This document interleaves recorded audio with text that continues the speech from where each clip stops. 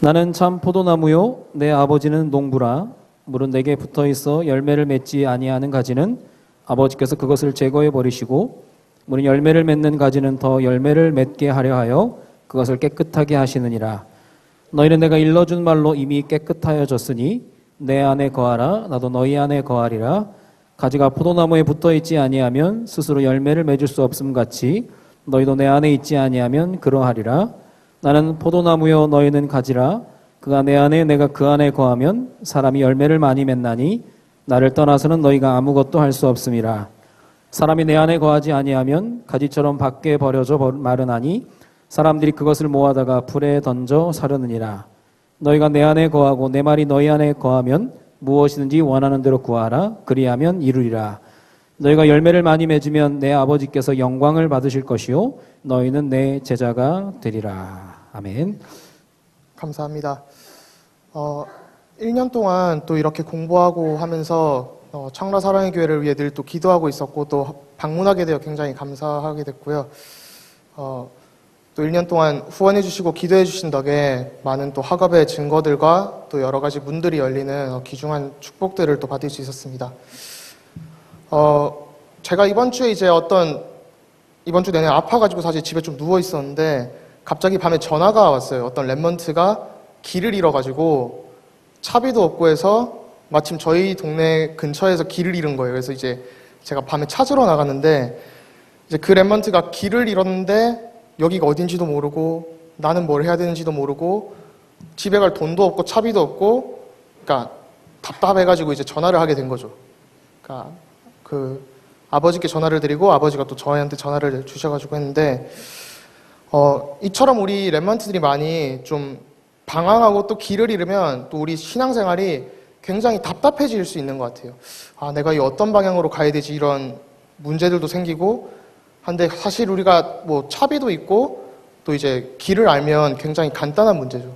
저는 저희 동네에서 길을 잘 알고 있으니까 길을 잃지 않는데 보통 길치분들을 좀 보시면 옆에 건물이 큰 게 있는데 꼭 작은 걸 집어서 얘기를 하더라고요. 그 친구도. 그래서 왜 이렇게 큰 건물이 있는데 이마트 뒤편이라고 하면 되는데 꼭 무슨 교회 이름이라고 해가지고 굉장히 찾아가기 힘들더라고요. 2바퀴 돌아서 찾았는데 참 우리가 신앙생활하고 또 여러 가지 삶을 살아가는 데 있어서 방황이 될 수 있고 답답해질 수 있는 상황이 많이 생기는 것 같습니다.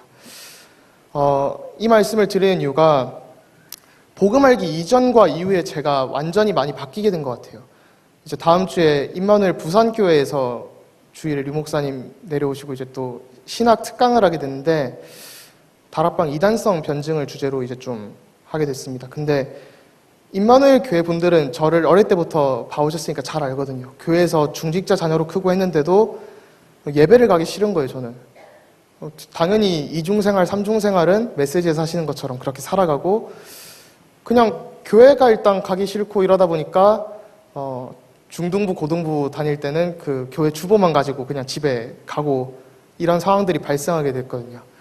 교육자분들이 부모님께 말씀을 드린다는 것은 생각도 못한 채 교회를 갔다 왔다 이렇게 하고 이제 헌금 주시는 돈으로는 PC방을 친구들하고 가고 옆에 또 태종도 온천이 있거든요. 태종도 온천 가서 목욕탕 가서 놀고 복음 알기 이전에는 이렇게 있다 보니까 굉장히 좀 어떻게 살아야 될지 모르겠더라고요. 막 다들 진로를 물어보고 하는데 그냥 대충 뭐 흘러가는 대로 이런 삶이 사실 제 삶이었는데 이제 어느 날 랩먼트 대회를 2007년도에 10년 전이죠. 갔는데 하나님이 살아계신 것 같긴 하다라는 생각이 조금 드는 거예요. 그래서 하나님이 살아계신 것 같구나 이렇게 해서 예배를 한번 드려보자. 이제 이렇게 해서 이제 예배를 드리게 되면서 사실은 제 삶이 많이 회복이 되어졌죠. 그러면서 대만에 전도 캠프를 갔는데 전도 캠프도 사실 친구가 전도 캠프를 가고 싶어 해서 같이 기도해 주다가 부모님이 그럼 너도 가라 해가지고 같이 따라가게 됐거든요. 그렇게 따라가게 되면서 현장에서 하나님이 역사하시는 걸 보고 영접운동을 보고 나니까 이게 하나님이 진짜 역사하시는구나. 그 뒤로 사실 세계복음의 언약을 붙잡고 이렇게 좀 많이 조직신학이라는 걸 공부하게 된 것 같습니다. 사실 우리 랩런트들이 많은 이런 갈등들도 있고 어려움도 있고 또 그런 게 많이 이해가 되더라고요. 저도 그렇게 살아왔고 지금은 집중해서 공부할 수 있는데 예전에는 게임 중독으로 이제 밤새 게임만 하고 이런 사람이었는데 복음이 조금 들어갔더니 이제 그때 게임하던 집중력을 가지고 공부를 할 수 있게 되는 이런 축복을 좀 받게 된 것 같습니다. 그래서 오늘 이제 그리스도께 붙잡힌 삶이라는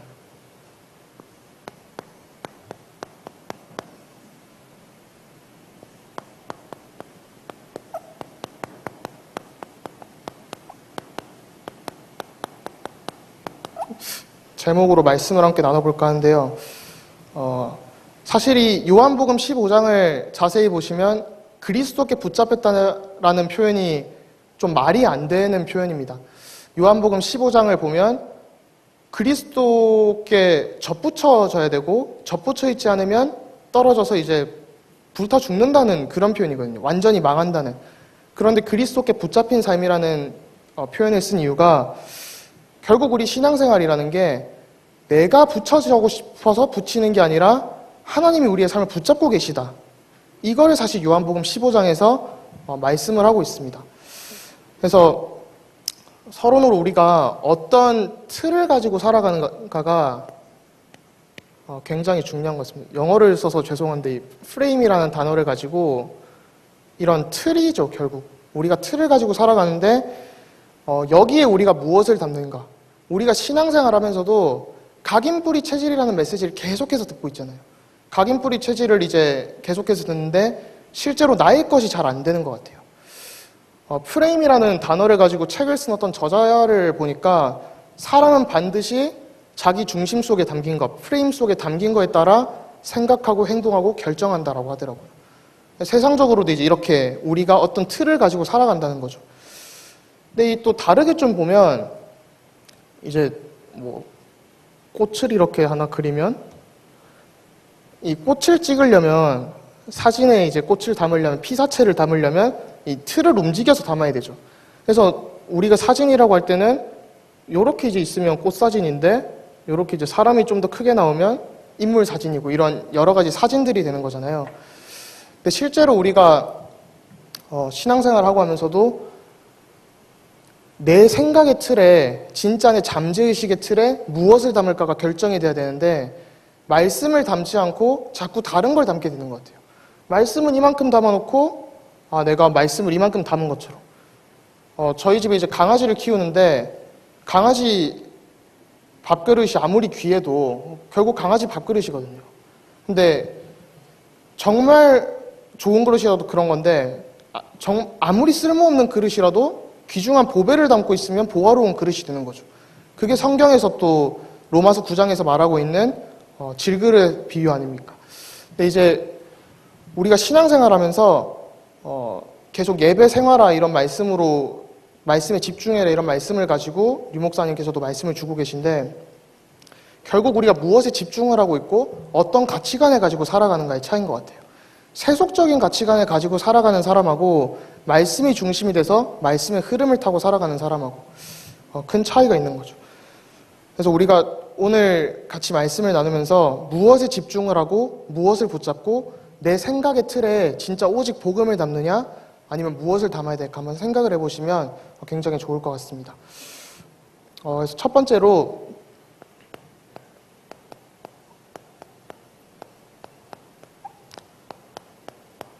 요한복음 15장을 보면 15장 2절에 첫 번째로 말씀하고 있는 게 이제 더욱 강건하게 돼야 된다는 말씀을 하나님 주고 있습니다. 물은 내게 붙어 있어 열매를 맺지 아니하는 가지는 아버지께서 그것을 제거해 버리시고 무릇 열매를 맺는 가지는 더 열매 맺게 하려 그것을 깨끗하게 하시느니라. 이런 말씀을 주시는데 사실 이게 우리가 불신앙의 틀을 버려야 되거든요.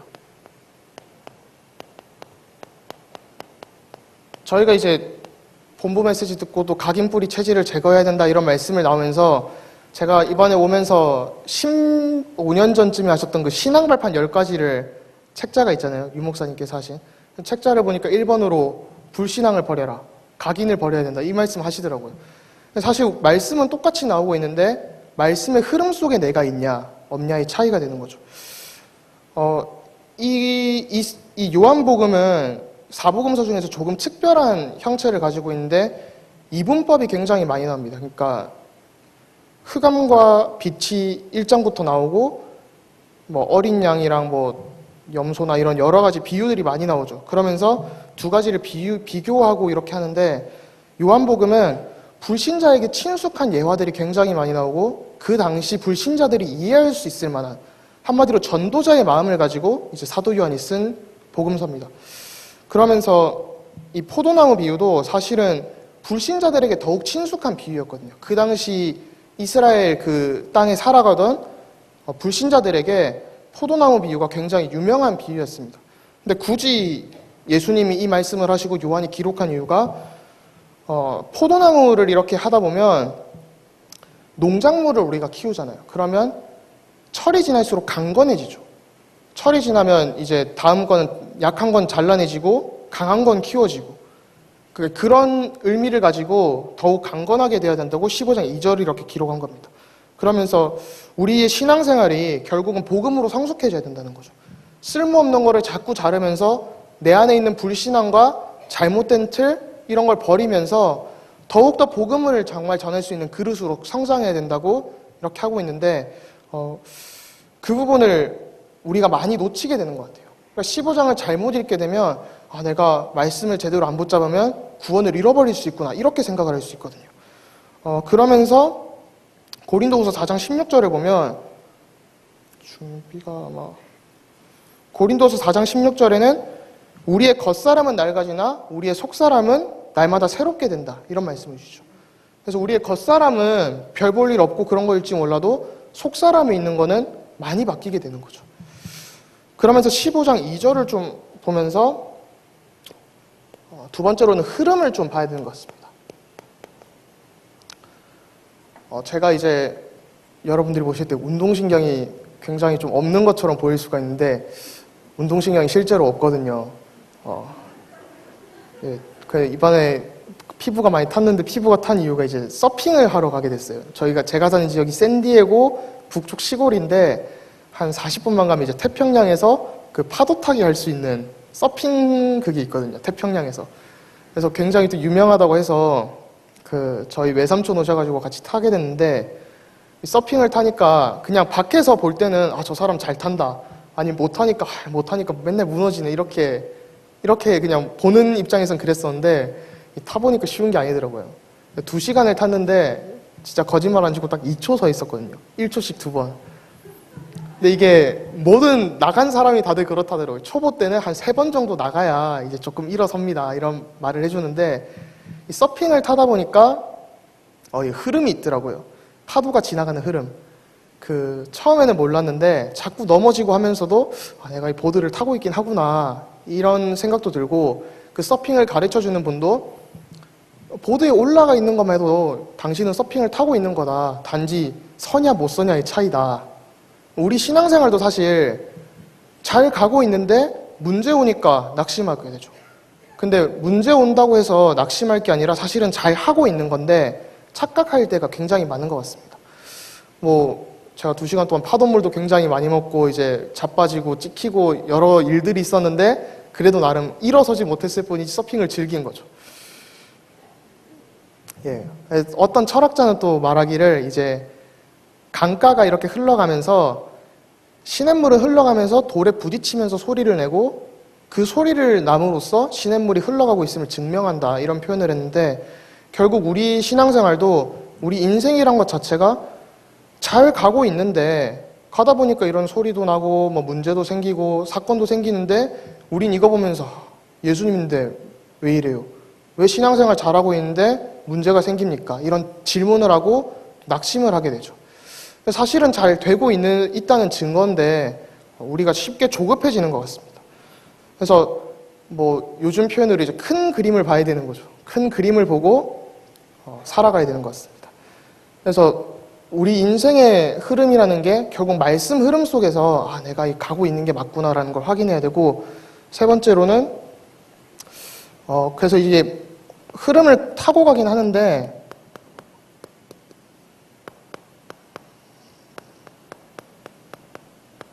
말씀과 기도 제목을 잘 점검해야 되는 것 같습니다. 제가 이번에 이제 어떤 사람을 만나면서 이렇게 포럼을 하다가 갑자기 딱 문득 생각이 들더라고요. 아, 이거 10년 전에 내가 기도했던 기도 제목인데라는 생각이 딱 드는 거예요. 하나님이 10년 전에 기도했던 거를 응답으로 주신 거죠. 근데 기도도 하지 않았으면 그게 응답인 줄도 몰랐을 건데, 아, 이게 10년 지나고 보니까 지금 응답이 돼 있는 거예요. 우리가 기도 제목을 붙잡고 쭉 나아갈 때, 아, 내가 이게 방향이 맞게 가고 있구나, 아니면 틀리게 가고 있구나, 이게 확인이 되어지죠. 그래서 하나님이 하시는 일을 확인하게 되는 것 같습니다. 그래서 사실 이제 저도 전도사고 하지만 그 전도 전문 훈련 가면 사실 유 목사님께서 그 기도 제목을 수정해 줘야 된다 이러는데 사실 굉장히 어렵거든요. 우리가 하기에는. 근데 저희가 어떤 일을 앞두고 담임 목사님께 뭐 기도받거나 아니면 방향을 받거나 말씀을 붙잡고 하거나 아니 뭐 개업 예배를 드리거나 할 때 그냥 하는 게 아니잖아요, 사실. 기도 제목을 붙잡고 그 안에서 하나님이 무엇을 원하시는가를 발견하기 위함인데, 그거는 다 놓치고 자꾸 뭐 제가 어제도 그것이 알고 싶다 엑스파일 보고 잤는데, 그 김기동 목사님 그 엑스파일 다들 보셨는지 모르겠는데 거의 교주 같은 이런 느낌으로 돼버리니까 밖에서 볼 땐 사실 뭐 목사님한테 저렇게까지 하냐 이럴 수도 있는데, 사실 우리가 말씀과 기도 제목을 함께 목사님과 방향 맞추고 또 교회와 방향 맞추고 인도받기 위해서 하는 거죠. 이 부분이 안 되어지면 내가 가지고 있는 생각을 벗어나지 못하고 또 더욱 강건해질 수 없고, 농사철 지날 때마다 강건해져야 되는데 농사철 지나니까 더 약해지는 그런 신앙생활이 되죠. 두 번째로는 진짜 복음이 누려져야 되는 것 같습니다.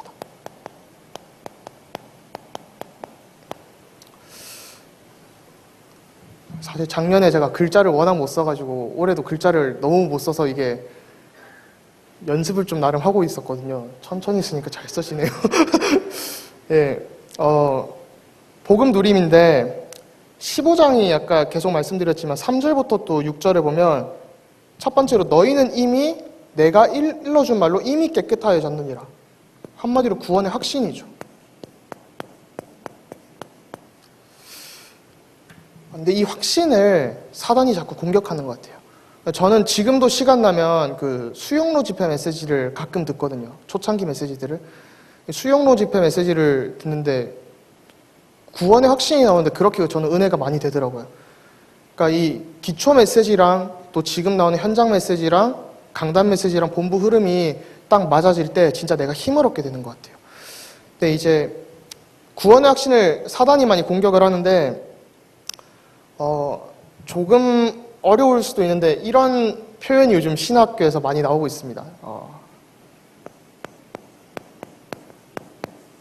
그리스도를 믿잖아요, 저희가. 그리스도를 믿는 믿음하고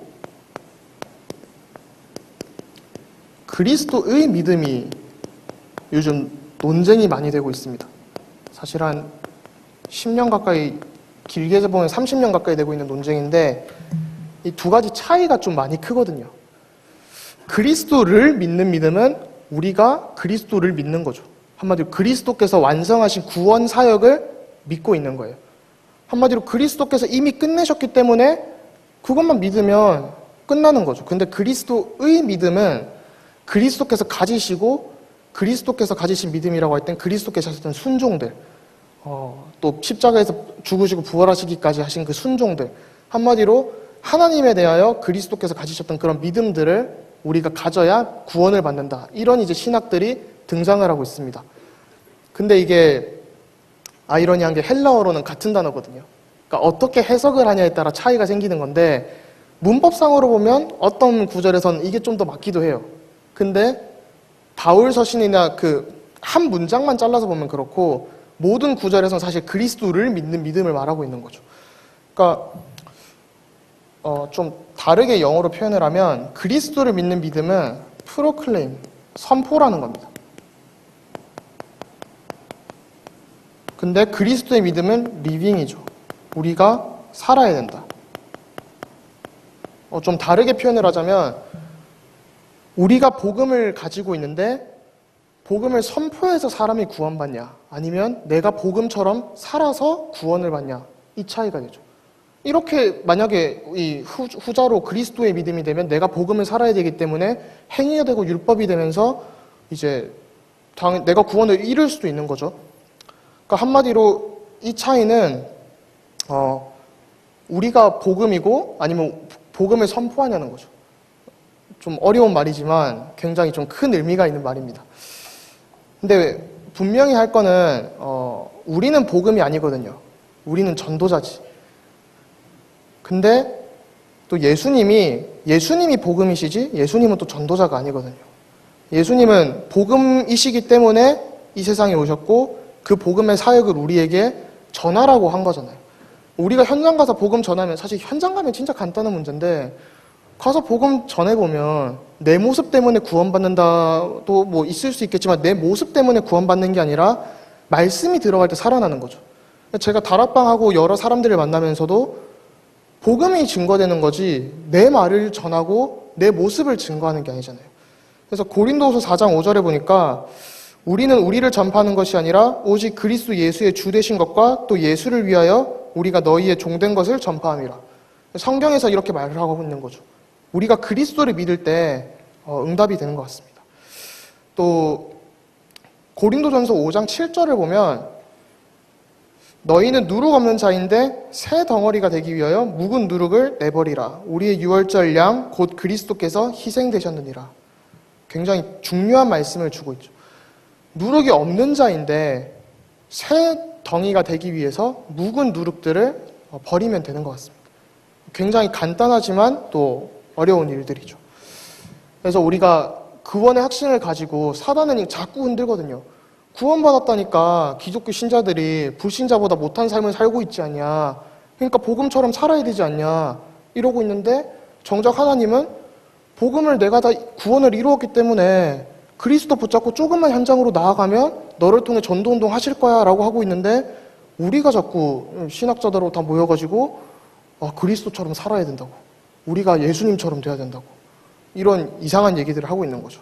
물론 틀린 건 아니지만 신앙생활 하는 데 있어서 두 가지가 같이 맞아져야 되는 것 같아요. 그래도 우선순위는 복음을 선포하는 거죠. 그래서 저희가 얘기하고 있는 전도자의 삶이라는 메시지가 굉장히 사실은 신학적으로도 굉장한 얘기고 또 우리 현장에 복음을 누리면서 또 살릴 수 있는 굉장한 중요한 메시지가 되죠. 두 번째로는 또 그리스도 안에 우리가 있어야 됩니다. 15장 4절에 보면 내 안에 거하라 나도 너희 안에 거하리라 이런 말씀이 나오는데 이게 헬라어로는 명령형 특히 좀 시급한 걸 강조할 때 쓰는 명령형으로 쓰였거든요. 그 문법 자체가 그러니까 한국어로 읽으면 그냥 내 안에 거하라 나도 너희 안에 거하리라 이런 의미인데 헬라어로 좀 읽자면 내 안에 거하라 이런 의미인 거예요. 이거 안 하면 너네들이 죽는다는 거죠. 그러면서 시급하다는 말이 이걸 늘 우선순위에 두라는 거예요. 그리스도 안에 산다는 게.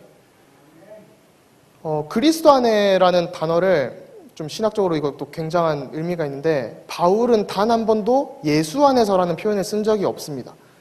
바울은 늘 그리스도 안에 있는 성도에게, 그리스도 안에 있는 교회에게 그리스도 안에라는 표현을 즐겨 썼거든요.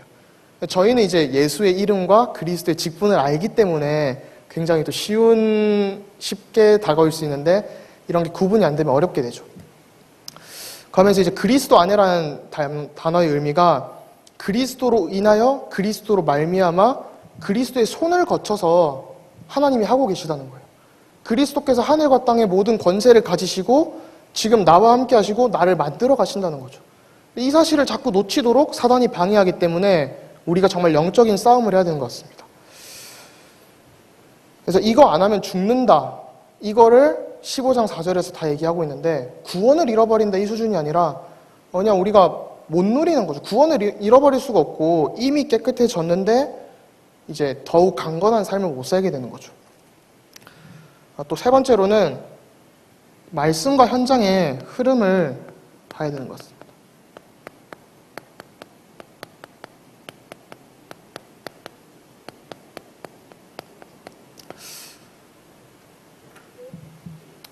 그 말씀과 현장의 흐름이라는 게 요즘 또 메시지 흐름 속에 굉장히 많이 나오면서 좀 많이 생각을 해봤는데 말씀 흐름만 있으면 좀 그러니까 말씀 흐름만 있으면 그냥 율법적으로 될 수 있고 또 현장의 흐름만 있으면 말씀과 상관없는 다른 방향으로 갈 수 있는 것 같아요.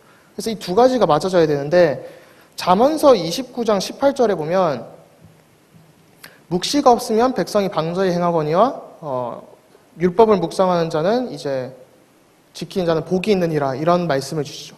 여기서 묵시라는 단어가 하나님의 말씀이거든요. 말씀을 받고 묵상하는 사람. 그런 사람은 이 방자히 행한다는 게 외양간에 이제 고삐 풀린 망아지들처럼 이렇게 뛰어논다는 거예요. 방향 없이 막 가는 거죠.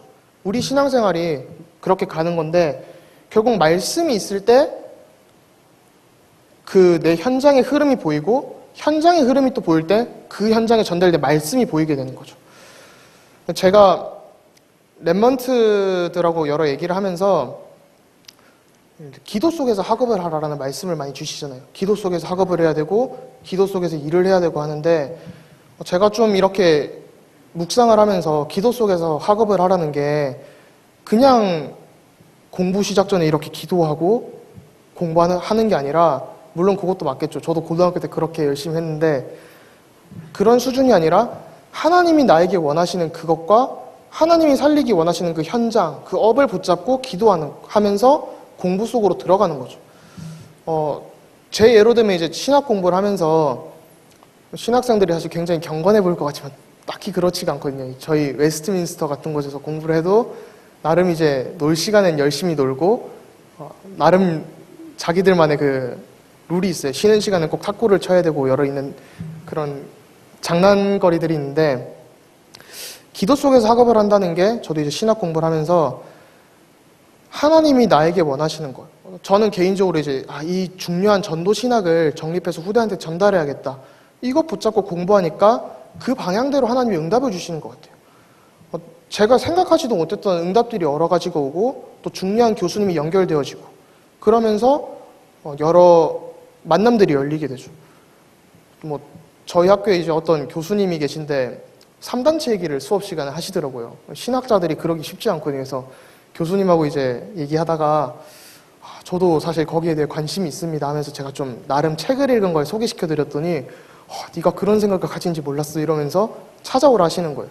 찾아가서 이제 사실 내가 다락방 전도운동 이런 걸 하는데 한국에서 뭐 2단이고 뭐 이런 3단이고 이런 얘기를 드리니까 꼭 정통들이 모여가지고 전도하는 사람들 2단 만든다고 이런 말씀 하시면서 내년에 이제 RU 강의도 오시려고 준비를 하고 있긴 한데 좀 굉장히 중요한 신학자시거든요. 근데 이제 RU 강의가 하필 또 하와이로 잡혔다고 하더라고요. 그래서 내년에는 못 모시게 됐는데 사실 그런 굉장한 문들이 열리게 되죠.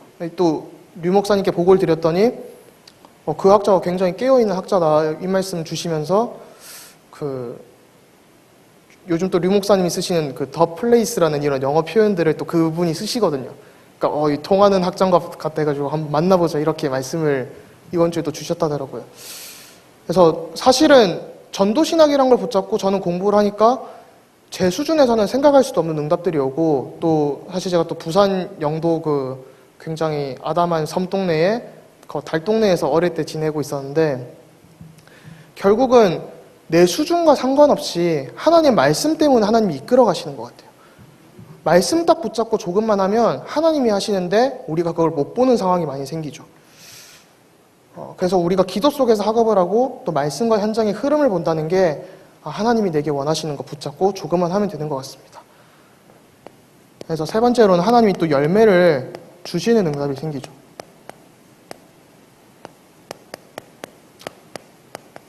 결국은 내 영광과 내 이익이 아니라 하나님의 영광을 위해서. 15장 7절에 보니까 이게 철저하게 말씀 속에서 되어지는 일로 이제 나오고 있습니다. 너희가 내 안에 거하고 내 말이 너희 안에 거하면 무엇이든지 원하는 대로 구하라. 그리하면 이루리라. 이런 말씀을 주시는데 초등학교 가서 이렇게 열심히 외우면서 사실 우리가 신앙생활하면서도 내 말씀만 붙잡으면 내가 원하는 대로 구하면 하나님이 하시는가 보다 이런 오해를 하기 쉽죠. 근데 사실은 하나님이 원하시는 걸 붙잡고 기도할 때 하나님이 당연히 반드시 응답하신다는 거예요. 당연필한 절대의 이유를 붙잡고 기도 속으로 들어가는 거죠. 그래서 빌립보서 1장 6절하고 빌립보서 2장 13절에 보니까 우리 안에서 착한 일을 시작하신 이가 그리스도 예수의 날까지 이루실 줄 우리는 확신하고 또 우리 안에 소원을 두고 하나님께서 행하고 계시죠. 성경에 보면 이제 충만이라는 표현이 굉장히 많이 나오잖아요. 뭐 그리스도의 것으로 충만하게 되도록 이런 것들이 이제 빌립보서에 많이 나오는데 에베소서에도 나오고 이걸 좀 살펴보면 충만이라는 표현이 그냥 충만이 아니라 우리가 물컵을 담을 때 물이 그냥 꽉 차 있으면 충만이라고 안 하죠. 물이 넘쳐 흐를 때 지금 뭐 청주에는 홍수가 나서 아주 물이 넘쳐 흐르고 있는데 그런 것처럼 물이 아주 범람하는 충만한 내 영혼 가운데 하나님 말씀이 충만해서 넘쳐 흐른다는 거죠. 그때 나의 현장이 살아나게 되고 나를 만나는 사람들이 살아나게 되죠. 근데 또 충만이라는 거의 다른 표현이 성경에서 보면 다 같은 단어인데 다른 의미로 쓰인 게 그리스도의 날까지 충만하게 그리스도께서 이루신다는 거예요. 그냥 성령 충만이라는 게 뭔가 충만하다 이걸 떠나서 하나님이 목적을 가지고 그리스도의 날까지 완전히 하나님께서 직접 이루어 가신다는 거죠. 근데 우리가 이 사실을 놓치고 놓치는 경우가 굉장히 많이 생기죠. 그래서 내가 살아나니까 그러니까 첫 번째로는 이제 말씀이 중심이 돼야 되고 두 번째로는 내가 살아나는 것 같습니다.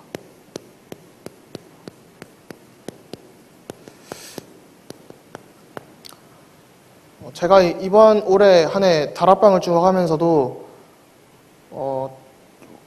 그냥 기존 신자고 거의 불신자 같은 분을 만났는데 처음에는 좀 이거 어떻게 사역을 해야 되지라는 생각을 많이 했거든요. 근데 말씀이 들어가니까 완전히 살아나고 그분이 복음 편지 한 5화쯤 하니까 이제 막 사람들을 교회로 데리고 와요. 그래서 물론 이제 저는 교회 출석을 한 150, 160km 떨어진 거리로 가고 있기 때문에 다락방 교회를 출석하느라 이분은 이제 저희 동네 교회를 출석하는데 본인이 말씀 듣고 살아나니까 본인 주변의 현장이 살아나는 거예요.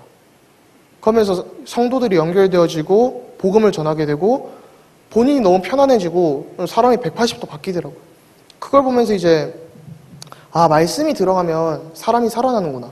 나도 살아났는데 진짜 내가 어려운 문제들이 있었는데 불신앙의 틀을 조금 버리고 말씀 들어갈 때 하나님이 하시는구나. 이걸 저희가 보게 되죠. 그래서 응답이 반드시 오는데 우리가 너무 조급해할 필요도 없고 그냥 기다리기만 하면 하나님께서 하시는 것 같습니다. 또 하나님이 원하시는 것.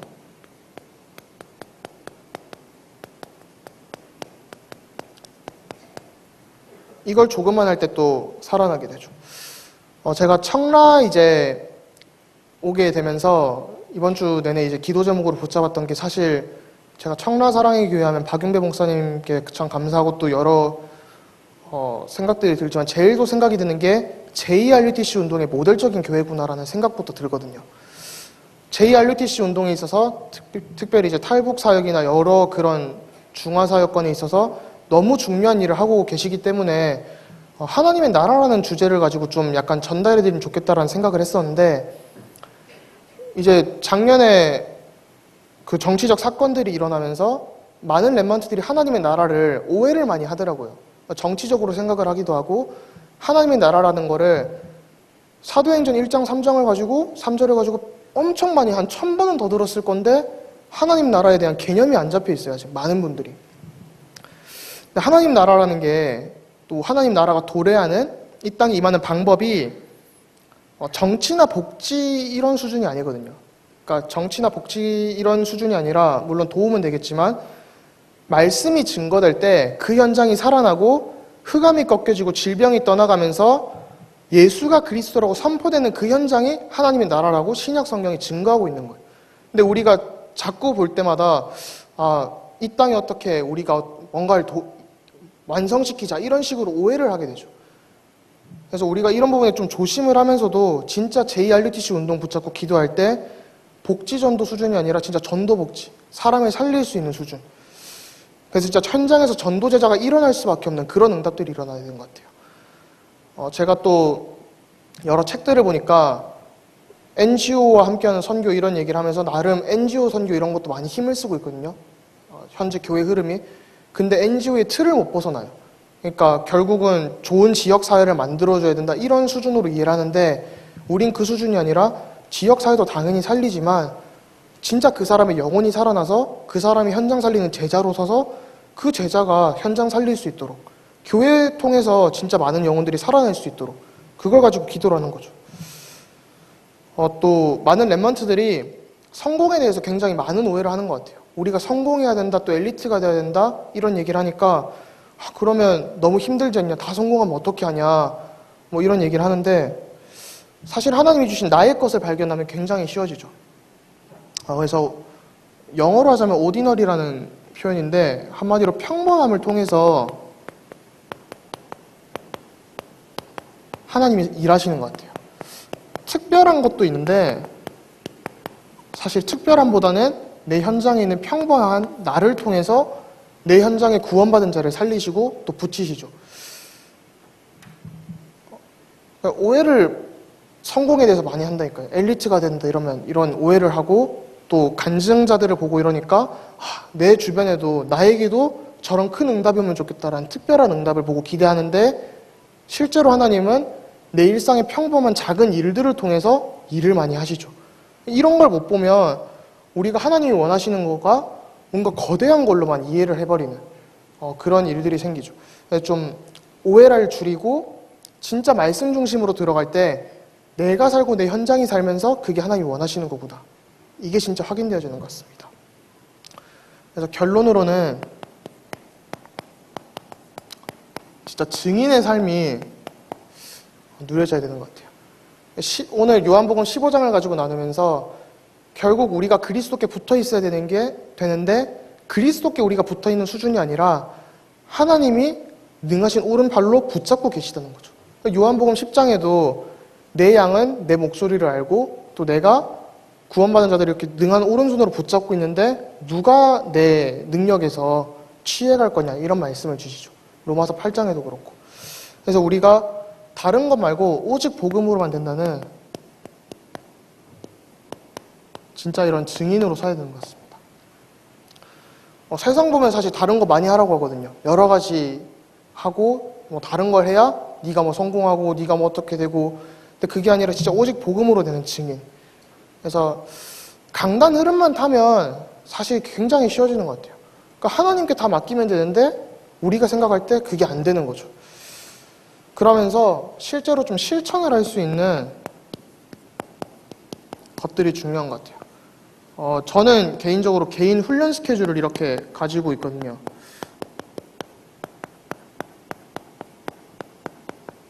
제가 많은 랩런트들 만나면서도 하는 얘기인데, 꼭 개인 훈련 스케줄을 가지고 인도받아야 내가 말씀 흐름 속에 들어가고 그 안에서 현장 흐름이 보이는 것 같아요. 다음 주에도 이제 전도합숙이 있어가지고 저는 전도합숙을 아직 못 받아서 전도합숙 가야겠다라고 기도하고 있었는데, 이렇게 다음 주에 갈 수 있는, 요즘 인원이 안 돼서 못 가고 있었거든요. 굉장히 큰 응답이죠. 3년째 못 받고 있었는데 좀 감사한 응답인데, 이런 훈련 스케줄을 가지고 인도받을 때 랩런트들이 살아나는 것 같아요. 제가 해외에 있으면서도 대학교 1, 2학년 때 들어와서 이제 1차 합숙, 팀 합숙 70인, 미션홈 전문별 이렇게 다 받고 70인 3차 하고, 뭐 대학교 3학년 안에 다 끝낼 수 있더라고요. 빨리빨리 받으니까. 방학 때만 받아도. 그래서 방학이 사실 훈련받는 최고의 시간표고 스케줄인 것 같습니다. 그래서 청년 때 정말 현장 살릴 수 있도록 준비가 되어지고 교회를 섬길 준비가 되어지는 거죠. 또 많은 랩런트들이 사실 말씀 듣고 실천을 잘 안 하거든요. 저희 다락방 좀 재밌는 말 중 하나가 말씀은 노트가 붙잡고 있다, 이런 말을 하고, 요즘은 좀 업그레이드해서 말씀은 이제 휴대폰이 붙잡고 있다. 칠판 사진 딱 찍어놓고 한 번도 안 봐요. 왜 찍는지 모르고 사실 카톡으로 맨날 오거든요, 그런 게. 근데 딱히 뭐 저도 이렇게 주민해서 보기 힘들고 하더라고요. 말씀을 실천하는 게 중요한데 별로 어렵지 않은 것 같습니다. 제가 고등학교 때도 이제 하루는 좀 은혜를 받고 이렇게 앉아 있다 보니까 어떻게 하면 목사님들 기도 속에 들어가지? 라고 이러고 있었는데, 신학원에서 이제 기도 수첩 이런 거를 목사님께 그러니까 기도 제목을 목사님께 드렸다는 랩런트가 있더라고요. 그래서 저도 좀 따라한다고 그 캔커피 이런 거에다가, 학생이니까 돈도 없잖아요. 그래서 캔커피에다가 딱 포스트잇에 제 이름하고 기도 제목 짧게 적어서 목사님께 드리고, 나중에 목사님들이 기억을 또 해주시더라고요. 이런 랩런트가 있구나 이러면서. 결국 우리가 목사님의 기도 속에 있어야 되고 내가 말씀 실천할 수 있는 방법들을 많이 찾아야겠죠. 제가 예배 회복되고 나서도 딱히 뭘 할지 모르겠더라고요. 근데 고등학교 3학년 때 이제 목사님께서 또 하시는 말씀이 독서를 읽고 책을 읽고 인턴십을 해봐라. 그래가지고 신학을 하긴 할 건데 그럼 나는 신학자를 만날 수는 없으니까 책을 몇 권 읽어봐야겠다 해서 이제 책을 몇 권 읽어보니까 이게 조직신학 책을 보니까 내가 어릴 때부터 듣던 메시지가 신학적으로는 이런 단어로 표현이 되는구나. 이 딱 꽂히는 거예요. 그러면서 공부를 하게 되니까 나름 재밌고 이제 또 살릴 수 있는 그런 발판이 되죠. 그때부터 이제 전도신학 정립을 기도 제목으로 붙잡고 준비하게 됐는데 많은 랩런트들이 말씀 듣고 조금만 실천해봐도 사실 많이 되거든요.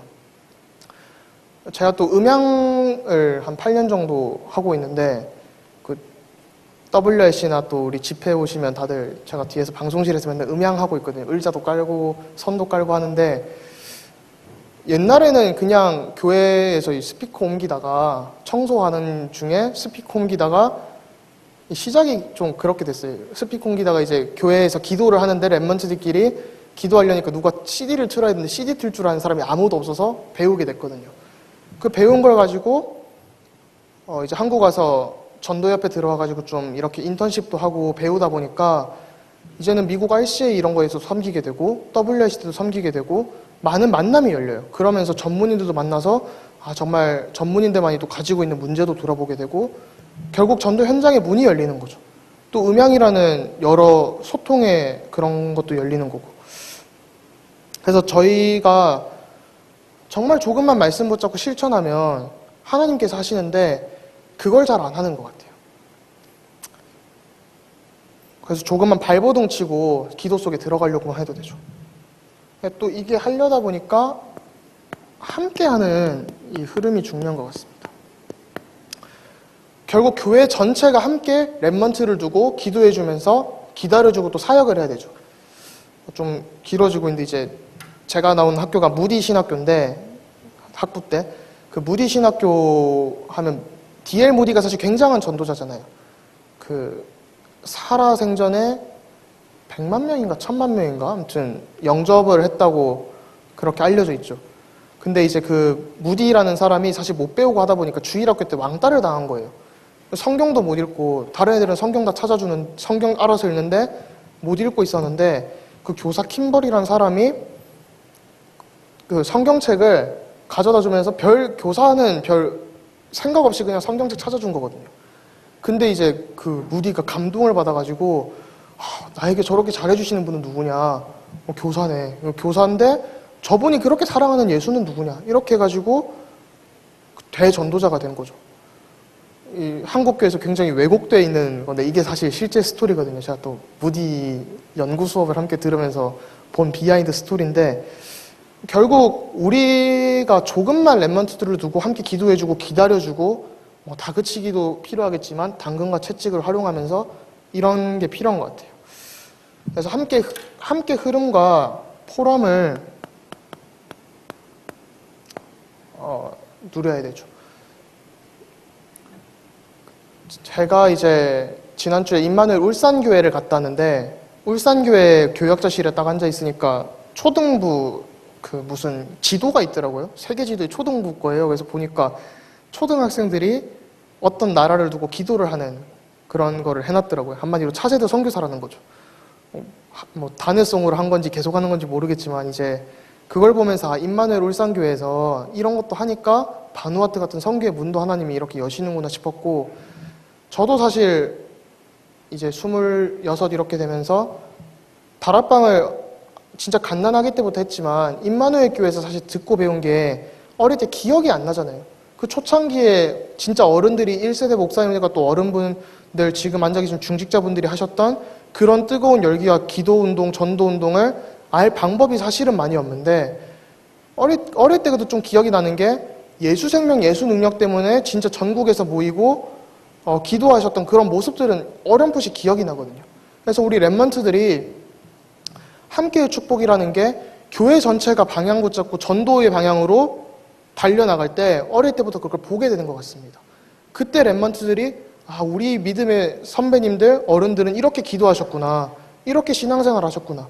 정말 그리스도께 붙잡힌 삶을 사셨구나. 이게 확인이 되어지는 거죠. 그때 후대들도 살아나고 지역도 살아나게 되는 것 같습니다. 그래서 내가 한다 뭔가 하는 게 아니라 조금만 틀을 바꾸고 복음을 조금만 누리고 이런 여러 어려움들이 있지만 복음 누리고 말씀 속으로 들어갈 때 하나님이 증인으로 세우시는 거죠. 이런 축복이 청라 사랑의 교회에 또 많은 렘넌트들 위해 있기를 기도하겠습니다. 하나님 감사합니다. 우리를 구원받은 하나님 자녀로 불러주시고 오직 복음만을 누리고 증거할 수 있도록 불러주시니 감사드립니다. 정말 나의 수준을 넘어서 하나님의 수준을 보게 하시고 하나님의 것으로 우리의 것을 치유하며 현장을 살릴 수 있도록 주님 역사해 주옵소서. 나의 삶이 그리스도께 접붙여지는 수준이 아니라 그리스도께서 나를 붙잡고 계시다는 그 사실이 발견되도록 주님 축복하시고 이를 통하여 나의 현장이 살아나며 나의 가문이 살아나며 나의 모든 업과 후대들이 살아날 수 있도록 주님 역사해 주옵소서. 이를 통해 정말 교회가 살아나고 교회가 말씀 운동의 방향 붙잡고 우리 지역을 살리고 정말 민족을 살리며 세계를 살릴 수 있는 전 세계에 하나님의 나라가 임할 수 있는 귀중한 축복이 임하도록 주님 역사해 주옵소서. 이 모든 말씀을 주 예수 그리스도의 이름으로 기도했습니다. 아멘.